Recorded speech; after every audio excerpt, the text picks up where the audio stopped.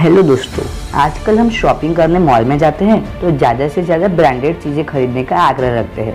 हम लोग भारतीय ऐसा समझते हैं जैसे ब्रांडेड चीज़ें यानी कि विदेशी चीज़ें, लेकिन हमारा इंडिया भी किसी से कम नहीं। हमारे इंडिया में भी बहुत सारी ब्रांडेड चीज़ें हैं जो विदेश में बिकती है। दोस्तों, हमारे ऐसे कई ब्रांड्स हैं जो है भारतीय लेकिन लगते हैं विदेशी। हमारे इंडिया के ऐसे कई ब्रांड्स हैं जो इंडिया से ज़्यादा विदेश में बिकते हैं।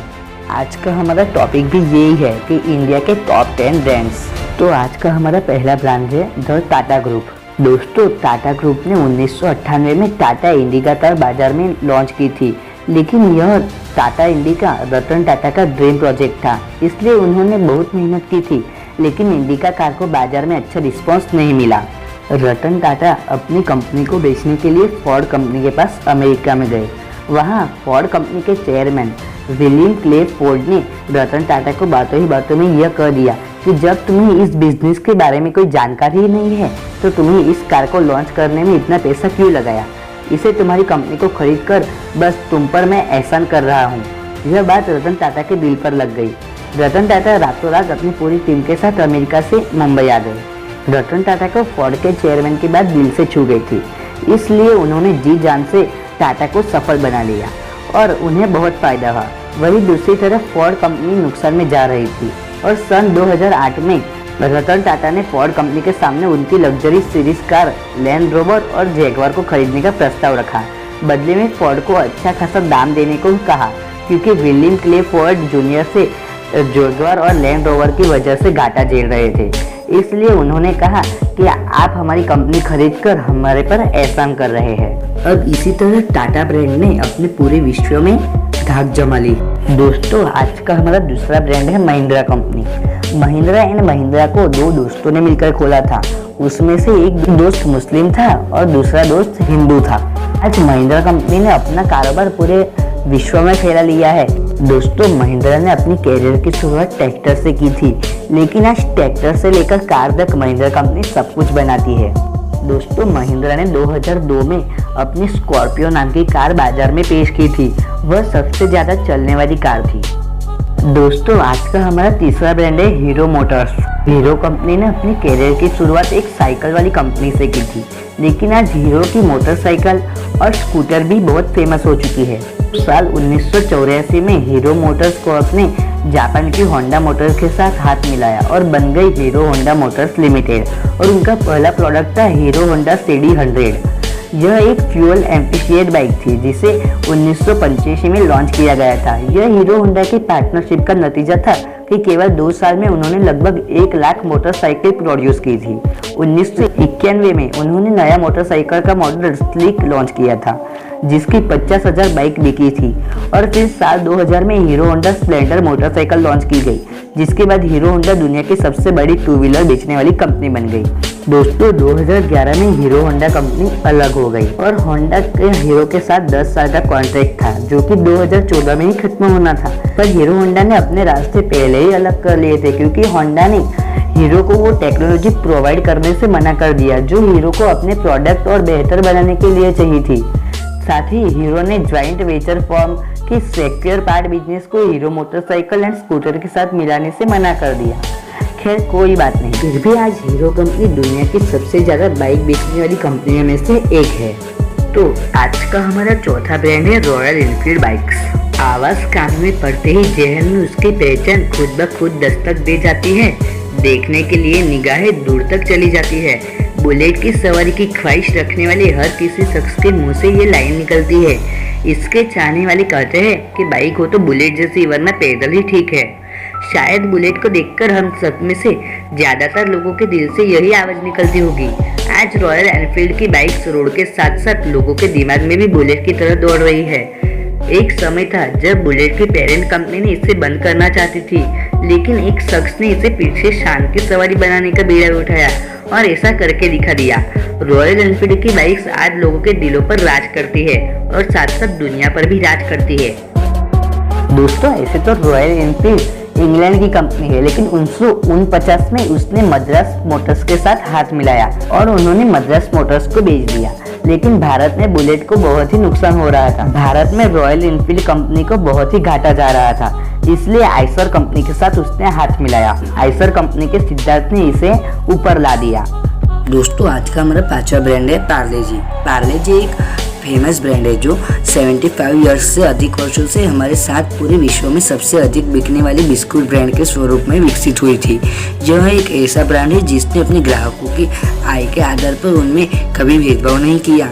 यह एक ऐसा ब्रांड है जिसका जन्म देश के स्वतंत्र होने से पहले ही हुआ था। पार्ले जी का मैन्युफैक्चरिंग सर्वप्रथम 1929 में मुंबई में बहुत ही कम पैमाने पर किया गया था, लेकिन बिस्कुट प्रेमियों द्वारा इसे तुरंत ही स्वीकार लिया था। इसकी प्रारंभिक सफलता और विकास के अच्छे अवसर को देखते हुए विदेशी बिस्कुटों की प्रतियोगिता देने और भारतीय बिस्कुटों को बढ़ावा देने के लिए पार्ले ने 1947 में भारत की स्वतंत्रता के बाद तुरंत ही विज्ञापन देना प्रारंभ किया। इस विज्ञापन अभियान ने भारतीय उपभोक्ताओं को देशभक्ति की भावनाओं को उजागर किया, क्योंकि यह मास्टर स्ट्रोक बन गया और ब्रांड को नई ऊंचाइयों पर ले गया। पार्ले जी तुरंत ही हिट हो गया और भारत के लोगों ने इसे गले लगा लिया, जो इसे एक देशी ब्रांड मानने लगे थे। दोस्तों आज का हमारा छठा ब्रांड है द जैगवार। आज हम बात करने वाले हैं उस कार की जो एक बार रोड पर आ जाए तो सभी को अपनी ओर आकर्षित कर लेती है। दोस्तों हम बात कर रहे हैं जैगवार कार की, जिसे खरीदना सबका सपना होता है। आज जैगवार दुनिया के शाही लोगों की पहली पसंद भी है, साथ ही इंग्लैंड की महारानी की भी पहली पसंद जैगवार कार है। दोस्तों आज मार्केट में कई तरह की कारें हैं, लेकिन जब जैगवार की बात आती है तब लोग बाकी कारों का नाम भूल जाते हैं। आज जैगवार लोगों की पहली पसंद कैसे बनी और इस कार की शुरुआत कैसे हुई और इसको मार्केट में सफलता कैसे प्राप्त हुई, इस बारे में विस्तार से जानेंगे। साथ ही इस बात के बारे में भी जानेंगे कि 2008 में कैसे जैगवार भारत की मोटर्स कंपनी टाटा के साथ जुड़ी। दोस्तों जैगवार कार की कहानी की शुरुआत हुई थी आज से करीब 96 साल पहले। उन्होंने इस कंपनी को नाम दिया स्वॉलो साइडकार कंपनी। दोस्तों ये कंपनी अपनी शुरुआत में मोटरसाइकिल कार बनाने का काम करती थी। दोस्तों जिन दो लोगों ने इस कंपनी की शुरुआत की थी उनका नाम था विलियम लियोन्स और विलियम वर्सले, लेकिन समय के साथ विलियम वर्सले कंपनी से अलग हो गए। कंपनी को दोबारा से मार्केट में स्थापित किया गया और कंपनी को नया नाम दिया गया एसएस कार्स लिमिटेड। और एसएस कार्स ने स्टैंडर्ड मोटर्स कंपनी के साथ हाथ मिला लिया और तब दोनों ने मिलकर कार बनाने का कार्य शुरू कर दिया। और जो एसएस कार्स गाड़ियों का निर्माण करती थी उसे वो मार्केट में जैगवार नाम से लॉन्च करने लगी। विलियम लियोन्स जैगवार कंपनी को साल 1966 को BMC British motor car company को बेच दिया। उसके बाद फोर्ड मोटर्स कंपनी ने इसे साल 1999 में खरीद लिया, लेकिन दोस्तों फोर्ड के द्वारा जैगवार को काफी नुकसान कर लिया था। तब साल 2008 में फोर्ड ने जैगवार को भारतीय कंपनी टाटा मोटर्स को बेच दिया और इस तरह जैगवार कार भारत के टाटा मोटर्स का हिस्सा बन गई। तब साल 2011 में टाटा मोटर्स ने जैगवार के लिए पुणे में एक प्लांट की स्थापना की गई। तो आज का हमारा सातवां ब्रांड है द अमूल कंपनी। देश को दूध उत्पादन में आत्मनिर्भर करने के साथ ही किसानों की दशा सुधारने के लिए वर्गीज कुरियन ने देश की सबसे बड़ी डेयरी प्रोडक्ट्स ब्रांड अमूल की शुरुआत की। कुरियन को भारत का मिल्कमैन भी कहा जाता है। देश के जाने माने डेयरी प्रोडक्ट्स में अमूल के बारे में शायद ही ज्यादा बताने की जरूरत हो। सुबह की चाय के लिए दूध की जरूरत हो या फिर नाश्ते में ब्रेड पर लगाने वाला बटर, इसके लिए एक ही नाम जहन में सबसे पहले आता है, वो है अमूल। अमूल अपनी बेस्ट प्रोडक्ट क्वालिटी से देश में नंबर 1 डेयरी प्रोडक्ट बनाने वाली कंपनी बनी हुई है। इसकी रोजाना की आमदनी 90 करोड़ रुपए से भी ज्यादा है।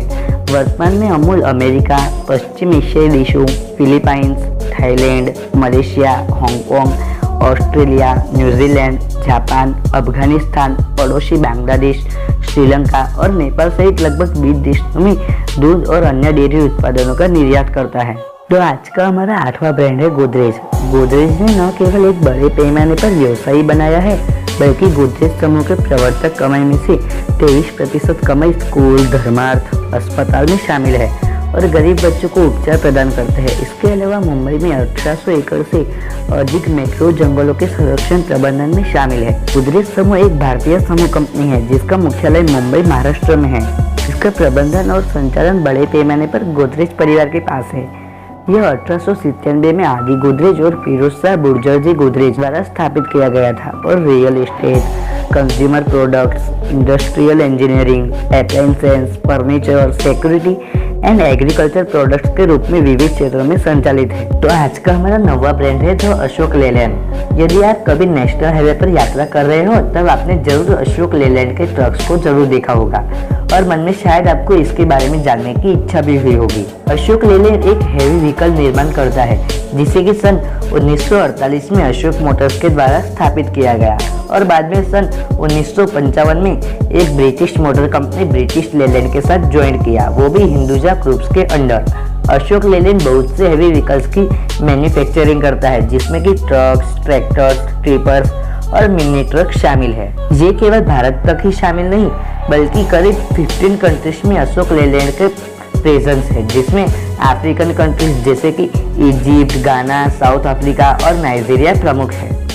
तो आज का हमारा 10वां ब्रांड है बजाज। अगर आप बाइक के शौकीन हैं तो आपको पल्सर बाइक तो पसंद ही होगी, लेकिन इसके अलावा बजाज कंपनी ऑटोमोबाइल के साथ साथ कई और क्षेत्रों में भी आगे है, जैसे कि automobiles, finance, home appliances, electrics, insurance and steel. Bajaj company के स्थापक थे जमनालाल बजाज। उन्होंने भारतीय लोगों को सपने पूरे करने के लिए बजाज कंपनी की स्थापना की थी। बजाज कंपनी 1944 से 1959 तक विदेश से पार्ट्स मंगाती थी, लेकिन 1960 में उन्होंने इंडिया में ही पार्ट्स बनाने के चालू कर दिए थे। 1960 से पब्लिक लिमिटेड हो गई थी और 1977 में उन्होंने 1 लाख व्हीकल्स बेचे थे। बजाज कंपनी सिर्फ भारत तक ही सीमित नहीं है, बल्कि बजाज कंपनी विश्व के कई देशों में जैसे कि नाइजीरिया, फिलीपाइंस ऐसे कई देशों में फैली हुई है। दोस्तों, हमने तो आपको सिर्फ ये 10 ब्रांड्स बताए, लेकिन इंडिया के ऐसे कई सारे ब्रांड्स हैं जो पूरे विश्व पर राज करते हैं। अगर आपको ऐसा लगता है कि ब्रांड्स के मामले में इंडिया बहुत ही पीछे है, तो ये आपकी सिर्फ और सिर्फ गलतफहमी है। हमारा इंडिया भी ब्रांड्स के मामले में किसी और देश से कम नहीं।